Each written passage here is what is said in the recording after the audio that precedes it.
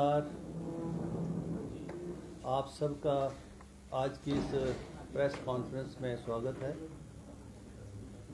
जैसा आप जानते हैं कि शीतकालीन सत्र का आयोजन जो धर्मशाला में होता है वो आयोजित हो रहा है और ये विंटर सेशन की 5 सिटिंग होंगी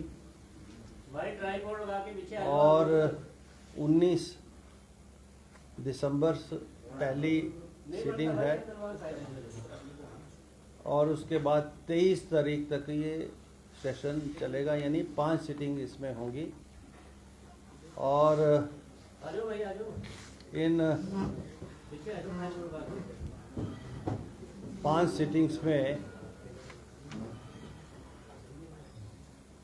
एक दिन प्राइवेट मेंबर्स डे है, जो थर्सडे है वो प्राइवेट मेंबर्स डे होता है। प्रश्नकाल के बाद जो है माननीय सदस्य जो हैं वो प्रस्तावों के माध्यम से हिमाचल प्रदेश से जुड़े हुए विषयों को, जिसमें वो समझते हैं कहीं किसी नीति का निर्धारण करना है, कहीं किसी कानून में परिवर्तन करना है या कोई नया कानून नियम बनाने की आवश्यकता है, तो उस प्राइवेट मेंबर्स डे में ये होता है। तो ये 5 सिटिंग है, एक प्राइवेट मेंबर डे है।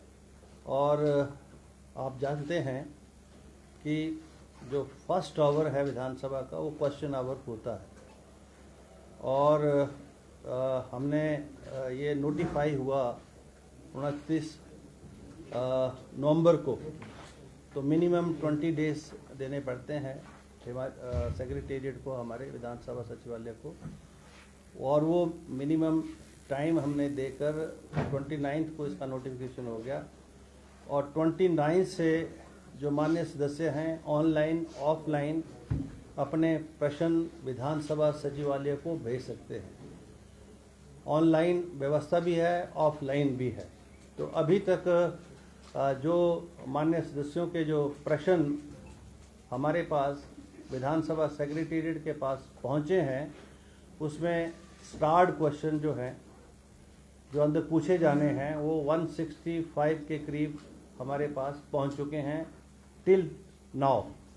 और अनस्टार्ड जिसके उत्तर जाने हैं वो 59 जो है विधानसभा सचिवालय के पास पहुंच चुके हैं।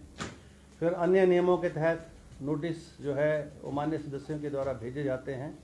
तो अभी रूल 130 के तहत एक विषय और रूल 101 के तहत 2 विषय हमें विधानसभा सेक्रेटेरिएट को प्राप्त हो चुके हैं। तो अभी तक, क्योंकि अभी समय बहुत है, अभी तो 19 तारीख तक भेजे जा सकते हैं और 19 के बाद 20, 21, 22 तक भेजे जा सकते हैं। तो जैसे जैसे ये आते जाएंगे वो प्रश्न जो है हम विभागों को जो है वो भेज देते हैं और विभाग की जो जानकारी आती है उस जानकारी को फिर विधानसभा वो लिस्ट सबसे पहले होंगे। जो विषय प्रदेश हित के हैं, बहुत गंभीर हैं, और वो चाहे किसी नोटिस से उठे, किसी शॉर्ट ड्यूरेशन डिस्कशन से उठे या प्रश्न से उठे, वो विषय जो है प्राथमिकता के आधार पर विधानसभा सचिवालय जो है कार्रवाई में जो है प्राथमिकता उन विषयों को देता है। और ये प्रक्रिया है और यही प्रक्रिया इस बार भी जो है हम दोहराएंगे। और अभी जैसा आप जानते हैं हमारे जो यहाँ के जो अधिकारी हैं, जैसे डिविजनल कमिश्नर हैं, डिप्टी कमिश्नर हैं, हमारे डीआईजी हैं यहाँ पुलिस के और एसपी साहब हैं, और अन्य अधिकारी जो हैं, जो जोन स्तर के जो चीफ लेवल के जो सारे अधिकारी हैं या एक्शन लेवल के जो सारे अधिकारी हैं, एससी एंड एक्शन लेवल तक, उनके साथ जो विधानसभा के परिसर के अंदर जो है किस प्रकार की जो है सुविधाएं और किस प्रकार की व्यवस्था होनी चाहिए, वो सारी विषय जो है चर्चा में आए हैं। और जो विधानसभा सचिवालय के माध्यम से मुझे उस मीटिंग के द्वारा जो है उन सभी अधिकारियों को सचेत करना होता है, वो हमने किया है। और मुझे लगता है कि सेशन में आप देखेंगे, उसका असर भी देखेंगे और सेशन जो है बहुत अच्छे तरीके से और जो है यहाँ पर संचालित होगा और हिमाचल प्रदेश के से जुड़े हुए जो विषय हैं वो चर्चा में आएंगे, ऐसा मैं महसूस करता हूँ। और जो भी ऐसे विषय आएंगे उनको चर्चा में स्थान दिया जाएगा। धन्यवाद। Thank you. Any question if you want to ask. Sir, अक्सर देखा जाता है मौकों की स्थिति बन जाती है, को बचाने के लिए सर क्या ऐसी व्यवस्था? लोकतंत्र प्रजातंत्र में ये अधिकार है, लोगों का प्रोटेस्ट करने का भी अधिकार है, इसको तो रोका नहीं जा सकता।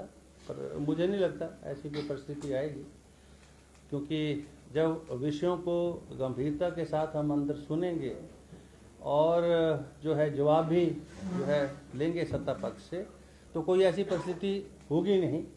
और ऐसी कोई परिस्थिति आएगी तो उस वक्त देखेंगे कि नियमों के तहत क्या कार्रवाई करनी है। सर, विधानसभा जो ये धर्मशाला में चल रही है, इसको ट्रेनिंग सेंटर बनाने की भी बात हुई थी, उस दिशा में कुछ बात आगे बढ़ी है? बिल्कुल जी, आपने ये बहुत अच्छा प्रश्न पूछा है। अभी ये जो विधानसभा थी ये ई विधानसभा का रूप नहीं धारण कर चुकी थी अभी, लेकिन अब ये विधानसभा भी ऑनलाइन होगी। वैसे तो हिमाचल विधानसभा देश में अग्रणी विधानसभा है, यही विधानसभा का दूसरा पार्ट है ये, जिसने जो है ई विधानसभा के प्रारूप को देश के लिए जो है आगे दिया। और आज सारी विधानसभाएं ई विधानसभा हो रही हैं। अभी भी देश की बहुत सारी ऐसी विधानसभाएं हैं जो ई प्रणाली से नहीं जुड़ी हैं, जिसमें गुजरात है। अभी कर्नाटका से स्पीकर महोदय आए थे हमारी ई विधानसभा को देखने के लिए। अन्य भी बहुत सारी ऐसी विधानसभाएं हैं।